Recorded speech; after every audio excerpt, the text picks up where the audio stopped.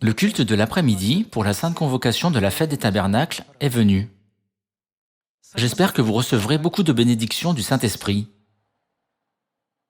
Dieu nous a donné la sainte fête des tabernacles et nous a promis la bénédiction du Saint-Esprit de la pluie de l'arrière-saison à travers cette fête des tabernacles. Alors, à qui le Saint-Esprit de la pluie de l'arrière-saison est-il accordé? Quand nous regardons toutes les prophéties de la Bible, le prophète Osée a prophétisé que le Saint-Esprit de la pluie de l'arrière-saison serait donné à ceux qui connaissent correctement Dieu. Alors, que devons-nous faire avec la puissance du Saint-Esprit? Dans quel but Dieu accorde-t-il une telle puissance à l'humanité? Quand nous examinons ces questions en détail à travers la Bible, nous pouvons voir que Dieu nous a permis de célébrer cette sainte fête des tabernacles afin de prêcher la bonne nouvelle à toute l'humanité qui est destinée à mourir pour toujours. Il a dit, « Toute l'humanité qui entend la trompette du salut et revient dans les bras de Dieu peut venir au salut et aux portes du royaume des cieux qui lui sont grandes ouvertes. » De plus, lors de cette fête des tabernacles, Dieu a dit que nous ne prêcherions pas l'Évangile par nos propres forces, mais qu'il nous donnerait plutôt le pouvoir d'accomplir cette mission. Par conséquent, c'est par cette fête que Dieu nous permet de prêcher l'Évangile dans la Samarie et jusqu'aux extrémités de la terre, avec la puissance qui nous est donnée. Voyons Psaume, chapitre 68, verset 33. Chapitre 68, verset 33. Royaume de la terre, chantez à Dieu, célébrez le Seigneur. Chantez celui qui s'avance dans les cieux antiques. Voici, il fait entendre sa voix puissante. Rendez gloire à Dieu. Sa majesté est sur Israël et sa force dans les cieux. De ton sanctuaire, ô Dieu, tu es redoutable. Le Dieu d'Israël donne à son peuple. Que donne-t-il? La force et la puissance. Béni soit Dieu. Amen. Dieu a promis de donner au peuple la force et la puissance.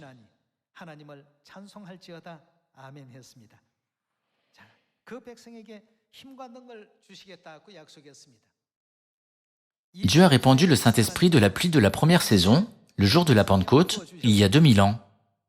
C'est la puissance du Saint-Esprit qui a permis à l'évangile de l'Église primitive de se répandre rapidement dans tout Israël et finalement dans des régions éloignées d'Europe. De la même manière, en cette époque, par la fête des tabernacles, Dieu donnera à ses enfants le Saint-Esprit de la pluie de l'arrière-saison, qui est 7 fois plus fort que celui de la Pentecôte, au temps du Fils. Voyons ce que Jésus a promis lors de la fête des tabernacles, il y a 2000 ans.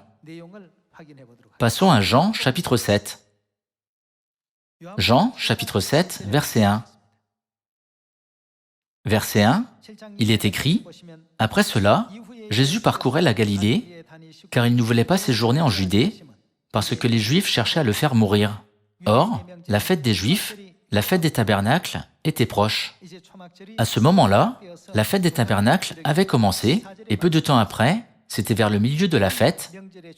Verset 14, « Vers le milieu de la fête, Jésus monta au temple, et il enseignait. Les Juifs s'étonnaient, disant, « Comment connaît-il les Écritures, lui qui n'a point étudié ?»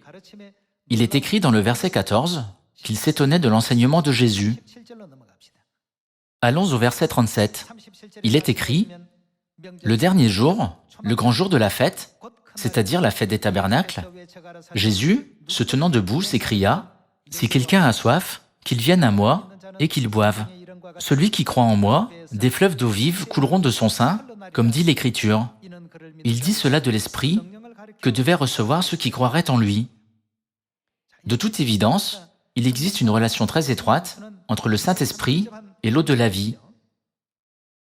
Jésus a dit, « Celui qui croit en moi, des fleuves d'eau vive couleront de son sein, comme dit l'Écriture. » Jésus a montré la révélation à l'apôtre Jean, qui a écrit l'Évangile selon Jean, afin que nous sachions qui est la source de l'eau de la vie. Regardons Apocalypse, chapitre 22, verset 17.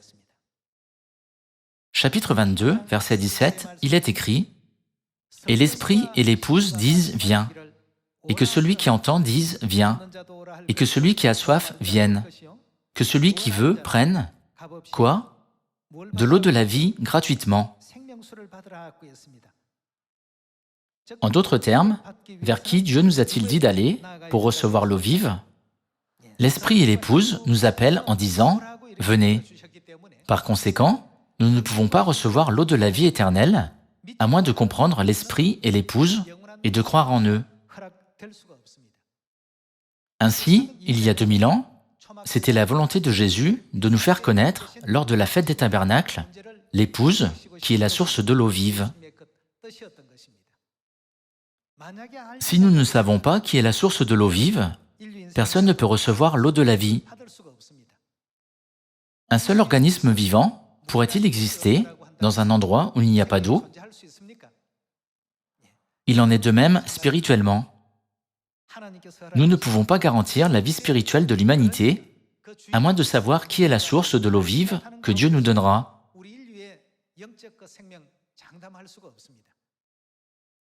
Chaque fois que la NASA, une agence gouvernementale américaine, mène une mission d'exploration spatiale pour savoir si la planète qu'elle explore a le potentiel pour la vie, tout comme la Terre, elle cherche la présence d'eau pour déterminer la réponse à cette question.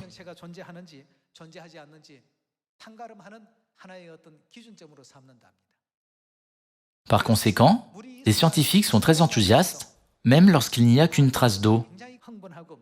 Donc, nous pouvons comprendre pourquoi l'eau est un élément essentiel pour que la vie existe. Afin de recevoir cette eau précieuse, à qui la Bible nous dit-elle de venir? À l'Esprit et à l'épouse. L'Esprit est Dieu le Père selon la Trinité, et l'épouse de Dieu le Père est Dieu la Mère. Par conséquent, cela ne veut-il pas dire aussi que ceux qui ne viennent pas à Dieu le Père et à Dieu la Mère ne peuvent pas recevoir l'eau de la vie éternelle? Voyons la scène dans Zacharie chapitre 14, où la fête des tabernacles et la question de l'eau vive sont étroitement liées. Bien que nous ayons brièvement évoqué cela plus tôt ce matin, la fête des tabernacles est une vérité très importante qui révèle la source de l'eau vive. Zacharie, chapitre 14, verset 16. Verset 16, il est écrit « Tous ceux qui resteront de toutes les nations, venus contre Jérusalem, monteront chaque année pour adorer leur roi, l'Éternel des armées, et pour célébrer, quoi? La fête des tabernacles. Alors, que se passe-t-il s'ils ne célèbrent pas la fête des tabernacles? Verset 18. Si la famille d'Égypte ne monte pas, si elle ne vient pas, la pluie ne tombera pas sur elle, elle sera frappée. De quoi sera-t-elle frappée? Elle sera frappée de la plaie. Elle sera frappée de la plaie dont l'Éternel frappera les nations qui ne monteront pas pour célébrer la fête des tabernacles. Alors, pourquoi Dieu a-t-il parlé de la fête des tabernacles et aussi de la plaie? Dans le verset 6, nous pouvons trouver la réponse. Verset 6, il est écrit « En ce jour-là, il n'y aura point de lumière, il y aura du froid et de la glace. Ce sera un jour unique, connu de l'Éternel, et qui ne sera ni jour ni nuit. Mais vers le soir, la lumière paraîtra. En ce jour-là, des eaux vives sortiront. » Pendant la fête des tabernacles, qu'est-ce que Jésus a dit dans Jean chapitre 7? « Si quelqu'un a soif, qu'il vienne à moi et qu'il boive de l'eau vive. » Mais où est la source de l'eau vive? Verset 8, il est écrit « En ce jour-là, des eaux vives sortiront, d'où? De Jérusalem, et couleront moitié vers la mer orientale, moitié vers la mer occidentale. Il en sera ainsi été et hiver. » La Bible enseigne que Jérusalem est la source de l'eau de la vie et qu'une plaie frappera ceux qui ne viendront pas célébrer la fête des tabernacles. Quand nous pensons à ces paroles, qui désignent Jérusalem, la source de l'eau de la vie, dans Galates chapitre 4, il est expliqué quelle est notre mère. À la fin, ceux qui ne viennent pas à la source de l'eau de la vie ne peuvent pas participer à la fête et seront confrontés à la destruction éternelle. Peu importe combien de fois Dieu proclame, par la fête des tabernacles venez et recevez gratuitement la grâce, les gens ne peuvent pas venir à Merle à Jérusalem parce qu'ils ne comprennent pas Mère et qu'ils ne croient pas en elle. Dieu n'a-t-il pas dit que celui qui a soif vienne à moi? Même si la Bible dit clairement, l'Esprit et l'épouse disent « Viens », ils ne viennent pas. Dans Jean chapitre 5, Jésus n'a-t-il pas déjà proclamé « Vous ne voulez pas venir à moi pour avoir la vie ». Même si Dieu qui nous donne la vie éternelle est venu sur cette terre, les gens ne veulent pas venir à lui pour recevoir la vie éternelle. Même si le propriétaire de l'eau vive dit « Venez et recevez-la gratuitement », ils ne viennent pas. Pourquoi? C'est parce qu'ils ne connaissent pas correctement Dieu.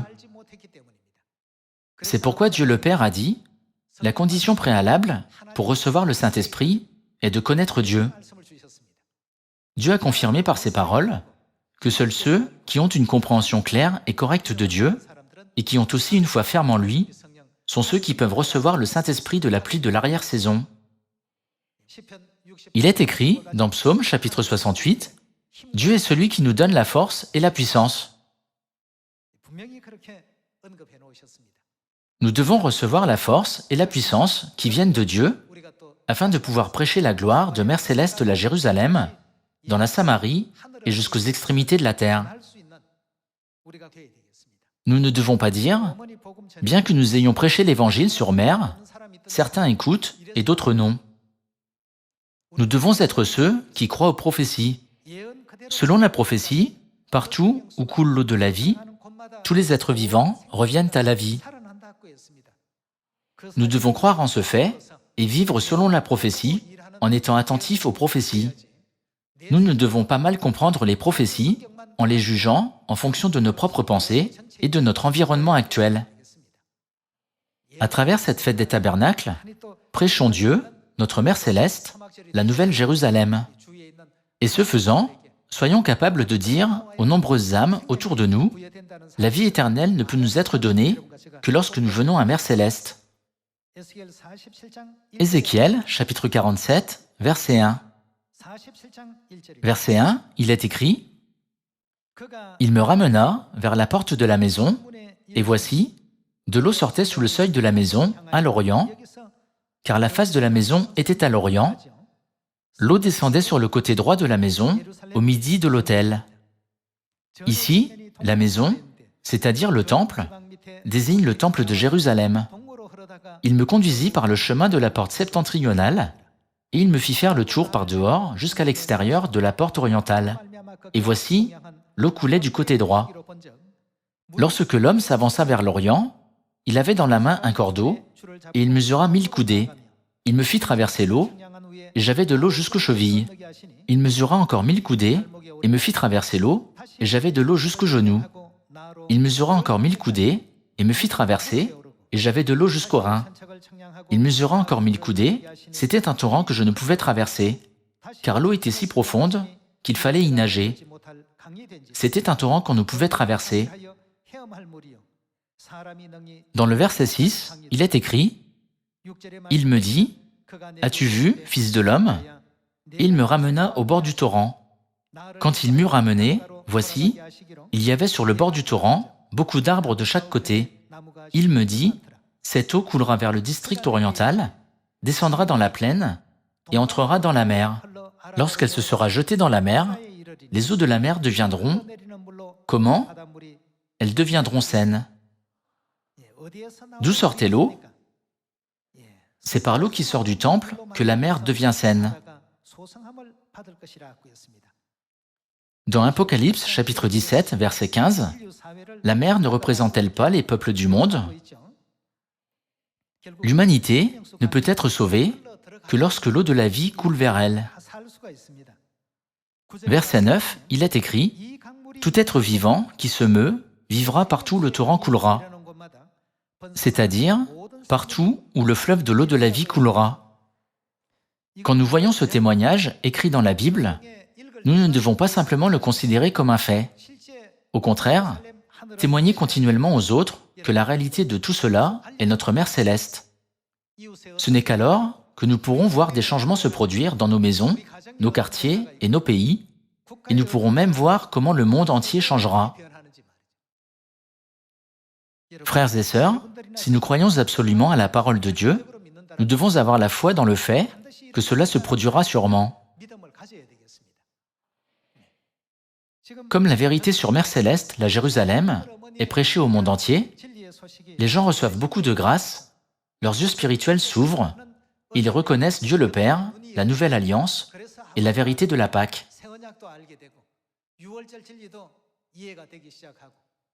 Tout cela se produit exactement comme la Bible l'a prophétisé. Même le cœur des Esquimaux a été ouvert par cet évangile spécial sur Dieu la Mère.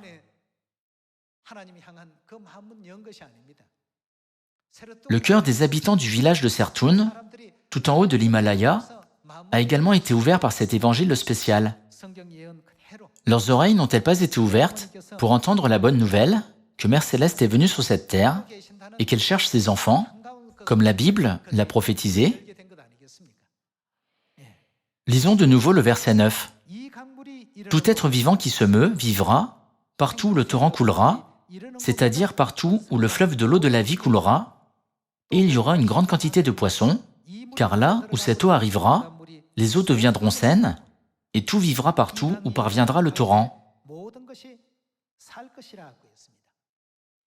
C'est pourquoi tout le monde essaie de venir à l'eau de la vie.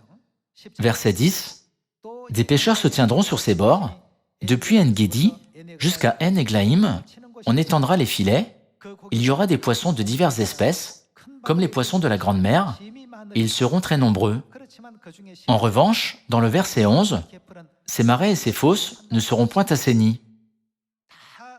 Bien que l'eau de la vie coule partout, il y a ceux qui ne seront jamais assainis, comme les marais et les fosses. Nous ne devons jamais penser que ces gens affecteront un jour la prophétie « Tout vivra, partout où l'eau de la vie coulera ». J'ai prêché Mère, mais je ne vois aucun résultat. Frères et sœurs, nous ne devons pas dire de telles choses, alors qu'en réalité, quelque chose se passe. Les résultats seront révélés le jour du jugement. Jusque-là, tout suit son cours. Nous ne devons pas considérer le processus comme le résultat final. Verset 12. « Sur le torrent, sur ses bords de chaque côté, croîtront toutes sortes d'arbres fruitiers. Leur feuillage ne se flétrira point, et leurs fruits n'auront point de fin. Ils mûriront tous les mois, parce que les eaux sortiront du sanctuaire. Leurs fruits serviront de nourriture, et leurs feuilles de remède. Tant que l'eau de la vie ira à la mer de l'humanité et la touchera, tout sera assaini et réanimé. »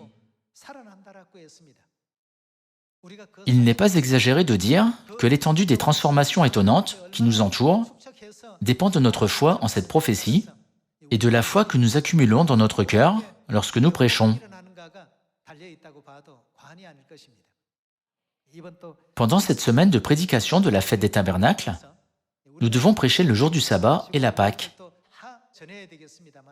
Mais par-dessus tout, si nous disons à tout le monde que Mère Céleste est venue sur cette terre, beaucoup plus de changements auront lieu autour de nous.